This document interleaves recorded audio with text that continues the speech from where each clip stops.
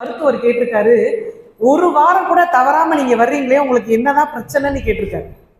என்னுடைய மனைவியோட அடி தாங்க முடியலையா, அதனாலதான் வைத்தியம் பார்க்கறதுக்கு நான் வார வாரம் இந்த மாதிரி உங்களுடைய மருத்துவமனைக்கு வர்றேன்னு சொல்லியிருக்காரு.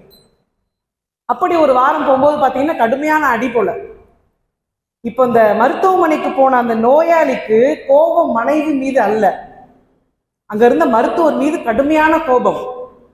அவர் ஒரு கேள்வி கேட்டிருக்காரு, ஏன் சார் வார வாரம் ஒரு ரெகுலர் கஸ்டமரா உங்களுடைய மருத்துவமனைக்கு வர்றனே, என் பிரச்சனை என்னன்றதையும் உங்கள்கிட்ட நான் சொல்லிட்டேன், ஆனா உங்களால ஒரு தீர்வு என்னால கொடுக்க முடியலையே, எனக்கு ஏதாவது ஒரு டிப்ஸ் ஒரு வழிமுறை கொடுத்தீங்க அப்படின்னா நான் கொஞ்சம் பத்திரமா இருப்பேன்னு சொன்னாரு.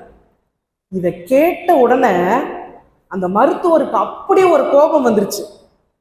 உடனே மருத்துவமனை விட்டு வெளியில போ அப்படின்னு சொல்லிட்டு மருத்துவமனைக்கு வெளியில ஒரு வாசகம் எழுதியிருக்கு. என்னன்னு, அதாவது அங்க போர்டு இருக்கு, அந்த போர்டுல என்ன எழுதியிருக்குன்றத பார்த்துட்டு நீ உள்ளவான்னு சொல்லி அனுப்பிட்டார். அப்படி அந்த நோயாளி வெளியில அந்த போர்டை வாசிக்கிறாரு.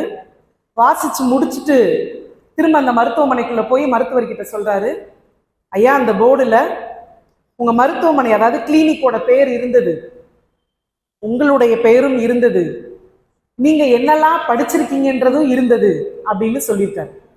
திரும்ப அந்த மருத்துவர் கேட்டிருக்காரு, அந்த போர்டுல அடியில என்ன எழுதி இருந்ததுன்னு கேட்டார். 24 மணி நேரமும் சேவை செய்யப்படும் இருந்தது. இப்ப அந்த மருத்துவருக்கு சுதாரிச்சுட்டு ஒரு வார்த்தை சொன்னாராம், நானே என்னுடைய மனைவி தொல்லை தாங்க முடியாம தான் 24 மணி நேரமும் மருத்துவமனையை திறந்து உட்கார்ந்துருக்கேன், என்கிட்ட வழிமுறை சொல்லு அப்படின்னா நான் எப்படி சொல்லுவேன்னு சொல்லியிருக்காரு. ஆக பதிபக்தி என்பது ஒவ்வொரு இல்லத்திலும் கிட்டத்தட்ட இப்படித்தான் இருக்கும்னு நினைக்கிறேன். 3ஆம் நிலையில் இருக்கக்கூடிய பக்தி என்ன அப்படின்னா குரு பக்தின்னு சொல்லுவாங்க. அதாவது ஆசான்கள் மீது ஆசிரியர்கள் மீது இருக்கக்கூடிய பக்தியை குரு பக்தின்னு சொல்லுவாங்க. கொஞ்ச காலத்துக்கு முன்னாடி சொன்னாங்க, மாதா பிதா குரு தெய்வமாக இருந்தது. ஒரு ஆசிரியராக ஒரு பேராசிரியராக நான் சொல்றேன், ஆனா இன்றைய நிலை மாறிவிட்டது. மாதா பிதா கூகுள் தெய்வமாக மாறிவிட்டது. அதற்கு ஒரு பதில் சொல்றாங்க மாணவர்கள், உங்ககிட்ட நாங்க சந்தேகம்னு கேட்டோம்னா ஃப்ரீயா இருக்கிற நேரத்துல வான்னு சொல்றீங்க, இல்லைன்னா அப்புறமேல் வான்னு சொல்றீங்க, ஆனா எத்தனை சந்தேகங்கள் கேட்டாலும் எனக்கு உடனே பதில் சொல்றது கூகுள் மட்டும்தான். அதனாலதான் மாதா பிதா கூகுள் தெய்வம்னு சொல்லக்கூடிய நிலையில் இருக்கு இன்னைக்கு ஆசிரியர்களுடைய நிலை. அவன் கேட்கக்கூடிய கேள்விகளுக்கு பதில் சொல்ல முடியல. ஒரு சின்ன கேள்வி கேட்கப்பட்டது மாணவர்களிடத்திலே, உப்பு என்ற பொருள் சைவமா அசைவமான்ற ஒரு கேள்வி அவர்கள் மத்தியில் வைக்கப்பட்டது. அதற்கு ஒரு மாணவன் எழுந்து சொல்றான், ரொம்ப நேரம் யோசிச்சான், நான் கூட ரொம்ப ஆராய்ச்சி பண்ணி நமக்கு தெரியாத ஏதோ ஒரு பதில சொல்ல போறான்னு அவனை பார்த்து கொண்டிருந்தேன். அழகா சொல்றான், உப்பை நீங்க சாம்பார்ல போட்டீங்கன்னா அது சைவம், அதே உப்பை நீங்க மீன் குழம்புலையோ கறி குழம்புலையோ போட்டீங்கன்னா அது அசைவம்னு ஒரு பதில் சொல்றான். இதுதான் இன்றைய மாணவர்களுடைய நிலை. சோ இப்படிதான் இருக்கிறது குரு பக்தி என்பது. இதையெல்லாம் கடந்து பக்தி நிலை எப்படி இருக்கிறது அப்படின்னா 2 விதமான மக்களை நம்மால் காண முடிகிறது. ஒரு மக்கள் இறைவன் மீது அதீத நம்பிக்கை கொண்டு தன்னை மறந்து விடுகிறார்கள். ஒரு சாரார் என்ன செய்கிறார்கள் என்றால் இறைவனே இல்லை என்று சொல்கிறார்கள். அப்ப இந்த இரண்டிற்கும் இடையில் இருக்கக்கூடிய நிலை என்ன, நாம் அனைவரும் சிந்திக்க வேண்டும். அதைத்தான் அழகாக வள்ளலார் சொல்கிறார்கள், இறைநிலை என்பது பக்தி என்பது ஒரு தனி மனிதனுடைய ஒழுக்கம், ஒரு தனி மனிதனுடைய அறம். யார் ஒருவர் தன் சுய ஒழுக்கத்தை சரி செய்து கொள்கிறானோ, யாவர் ஒருவர் தன்னுடைய அறத்தை தானே சரி செய்து தன்னால் முடிந்த அளவிற்கு இந்த சமுதாயத்திற்கு ஒரு நல்வழி காட்டுகிறானோ அதுதான் உண்மையான பக்தின்னு சொல்றார். அப்ப பக்தியினுடைய நிலை இப்படித்தான் இருக்கிறது. இப்படிப்பட்ட சூழ்நிலையில் வள்ளலார் பத்தி பேசக்கூடிய இந்த மேடையிலே கொடுக்கப்பட்ட தலைப்பு என்ன தெரியுமா, மனிதநேயம்.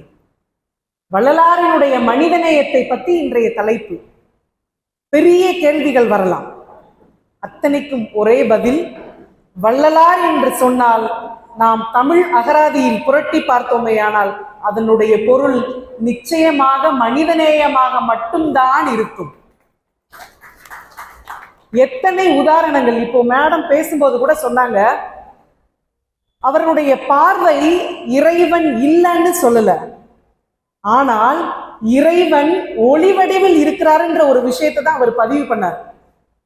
ஏன்னா இன்னைக்கு சொன்ன மாதிரி இறைவனை நம்ம பார்க்கக்கூடிய முறை வேற மாதிரி இருக்கு. அதுதான் ஒரு கவிஞர் அழகா சொல்லுவாரு, ஆத்திகவாதியினுடைய தொல்லை தாங்க முடியாமல், அதாவது ஆத்திகர் அப்படின்னா இறைவன் இருக்குன்னு நம்புறவங்க, நாத்திகர்வாதின்றவங்க யார் அப்படின்னா இறைவன் இல்லைன்னு சொல்றவங்க. ஆக ஆத்திகவாதியினுடைய தொல்லை தாங்க முடியாமல் இறைவன் நாத்திகவாதியினுடைய உள்ளத்திலே போய் மறைந்து கொண்டார்னு ஒருத்தர் சொல்றார். அப்ப இறைவனை துதிப்பதற்கு, இறைவனை அடைவதற்கான வழிமுறைகளை அழகாக தொடுத்து கொடுத்தவர் தான் வள்ளலார். அழகாக ஒரு வார்த்தை சொல்வார்கள், நான் பெற்ற இன்பம் பெருகை வையகம்னு சொல்வாங்க. வள்ளலார் என்ன சொன்னார் அப்படின்னா, நான் பெற்ற இன்பம் இந்த வையகமும் பெறணும். அதற்கு அடுத்த ஒரு விஷயத்தை அழகா பதிவு பண்றாரு, நான் பெற்ற துன்பம் பெற வேண்டாம் இவ்வையகம்ன்ற வார்த்தையை சொல்றாரு. அதுதான் உண்மையிலே ஒரு மனிதநேயம் என்ற வார்த்தைக்கு உதாரணமாக இருந்தது. வள்ளலார் இந்த பூமியில் பிறப்பதற்கு முன்பாகவே அவர் எப்படிலாம் வாழணும்ன்றத அழகாக கணித்தவர் ஒரு சிவனடியார்கள். அவர் சாதாரணமான வாழ்வு வாழவில்லை. அகத்தே கருத்து புறத்தே வெளுத்திருக்கும் உலகர் அனைவரையும் சகத்தே திருத்தி சன்மார்க்கத்து அடைவித்திடவும் அடைந்தவரெல்லாம் இகத்தே பரத்தை பெற்று மகிழ்ந்திடவும் என்றே இந்த யுகத்தே நாம் வருவிக்க ஒருவன் வருவான்னு ஒரு வார்த்தை சொல்றாங்க. அதனோடு மட்டுமல்ல, அவனி எங்கும் அருள் பிரகாசிக்க செய்து திரு அருட்பிரகாச வள்ளலார் அருட்பிரகாச வள்ளலாய் திகழ்வான். அப்படிப்பட்ட ஞான பிரகாசம் இந்த இல்லத்தில் தான் பிறப்பார்னு திரு அருட்பிரகாச வள்ளலாருடைய பெற்றோரிடத்திலே சொல்லி ஒரு கணத்திலே மறைந்தார் ஒரு சிவனடியார்கள். ஆக வள்ளலாருடைய பிறப்பு என்பது அவர் சார்ந்து மட்டுமல்ல, இந்த சமுதாயத்திற்கு பயன்படும் அளவிற்குத்தான் இருந்ததுன்றதான் அந்த சிவனடியார்கள் அழகாக பதிவு செய்தார்கள்.